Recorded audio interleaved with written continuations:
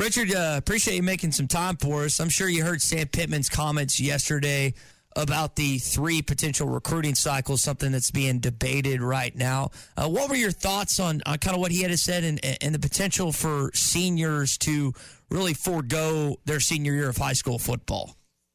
Yeah, that's pretty alarming. I think that's the concern with the June signing period. I think there's supposed to be the athletic director is supposed to be voting on that this week. I think that's if you talk to high school coaches, they're not too keen on kids signing before their senior year. Several reasons. Number one, the motivation of playing and trying to impress and trying to just let the college coaches know that you're this quality prospect. Well, if you're already signed, some kids may lose that motivation. And then Buck James had a good point. Wrote about this on Sunday. A guy signs say in June, and he's already focused on NIL deals during a senior year season. So. And then guys opting out of their senior season, like you said. I don't know. There's a lot of really unknowns. You really wouldn't know until it happened, and see if any of these concerns would come true. But there definitely some possibilities, that you have to consider. And I just think that. I get, college coaches wanting to wrap everything up before the season. I get that, but at the same time, these kids a lot of times it seems like they're trying to make the decision a little quicker than what they should. In your opinion, though, what would best serve the student athlete? What would be best for the high school kid? An early signing period in June or sometime in the summer, maybe as late as early August, or to keep things the way they are now? What's best for the kid themselves and taking the school's worries and concerns over trouble they don't have yet out of it?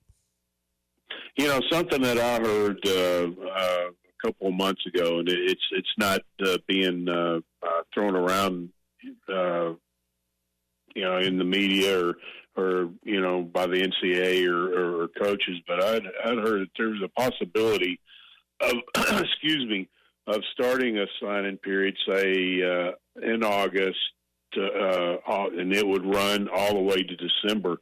If a kid, say in the middle of this season, wanted to sign, he could sign.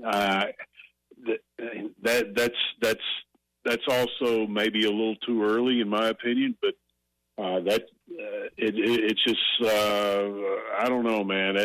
There's a lot to think about. I would table everything right now and just hold off and consider all this a little bit longer before just jumping in and doing it all of a sudden. I mean, they're supposedly talking about it as far as in June now. This June. So I just think it's being rush, and I'm not so sure that we truly know. But I just tend to think that it's being rushed too quickly. Talking with Richard Davenport, Arkansas Democrat-Gazette, Whole Hog Sports, McClarty Daniel Hotline. So on that note, Richard, does it pass? It depends on what the coaches are telling the ADs. And if the ADs are the ones voting, and I mean, they're going to probably go by what the college coaches want. But at the same time, I think if you're a college coach, you got to listen to the high school coaches. I mean, a lot of guys that are in college right now coaching started in the high school ranks, and they can kind of sympathize with the high school coaches. So I tend to think that they'll go ahead and pass it, but at the same time, I hope the college coaches also listen to the high school coaches. Speaking of high school, tell us about Kell Jones and Branson Hitman, some of the guys that you've written about recently. Yeah, Jones is 6'5", 320 from Coffeyville, Kansas. Not the junior college, but local high school. He visited Arkansas January the 27th. Got an offer from Coach Coach Pitman, and it looks like he may visit during his spring break next week. And then he said he's going to come back in June for an official visit. He's going to also visit Texas Tech and Penn State, or two other schools that he wants to visit officially. But you hear Coach Mateos and his name mentioned quite a lot by the recruits, and they're just talking about the relationships that they have with him and how often he's in contact with them, and you hear that from a lot of the guys that he's recruiting. So that tells you that he's working his butt off trying to get kids on campus, and then it's paying off. Richard, Ty was mentioning earlier, part of what Sam Pitman shed light on, Andrew Chamblee was one of a couple of players no longer on the roster. He didn't elaborate, but is there any daylight you can shed on that matter, and what's the next step maybe for Andrew Chamblee?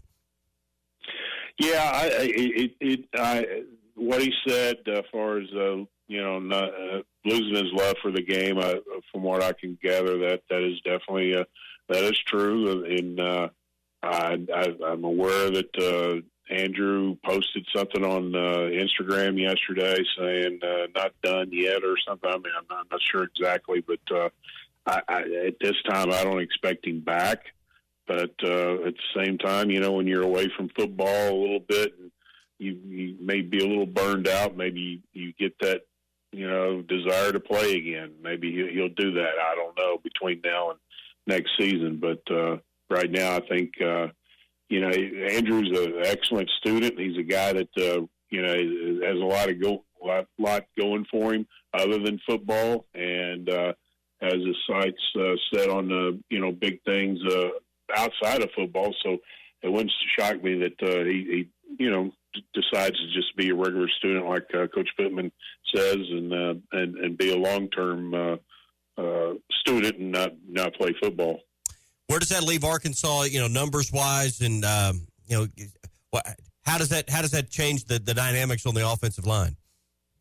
Well, it does definitely change. I mean, because he had some experience, and he was open, another year of the off season and development, that he would be able to progress and play in the fall, and he's definitely got the potential to be a top tier SEC lineman. But if you don't have that love and that desire, I mean, that's obviously a big part of that. But I think they're sitting at 13 right now.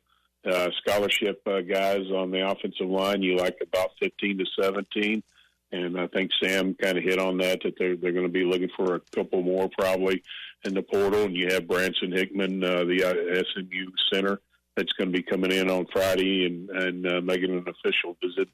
I think Arkansas is in good shape with him. He does plans to make some other official visits and then make a decision probably in April. But I think probably him, if you can, get him on board, and maybe another offensive tackle, I think you're in pretty good shape. Yeah, Pittman also mentioned center, linebacker, and was asked about D tackle too. So those are some of the kind of the position groups they're looking for. Definitely linebacker, yeah, definitely linebacker, because the numbers are low there too as far as scholarships. Richard, Tommy asked you about Andrew Shambley. Jashad Stewart also mentioned not being on the team. I'm assuming, and you can correct me if I'm wrong, assuming that had to do with maybe the arrest late in the offseason. Yeah, I mean, that's when he got suspended, and I don't know all the details, but obviously the allegations are quite concerning. So I guess that Coach Pitman, checked into it and decided that it was best that he not be part of the team, which obviously he played quite a bit last year in previous years, and he would have been an upperclassman, so that kind of hurts. But at the same time, you got to make a stand. Last thing before we let you go, one basketball question. So the guys that were listed for walking on senior night tonight, last game in Bud Walton Arena, I think the majority of them are out of eligibility. I think Dennis J. Harris has another year. Also, Devo Davis has another year, but he's walking. Does that lead you to believe that this will be Devontae Davis's final home game as an Arkansas Razorback? I think so. I think I just tend to think that he's probably ready to go. To the next chapter. I can't say 100%, but I would tend to think that's probably his plan. But I guess we'll eventually see.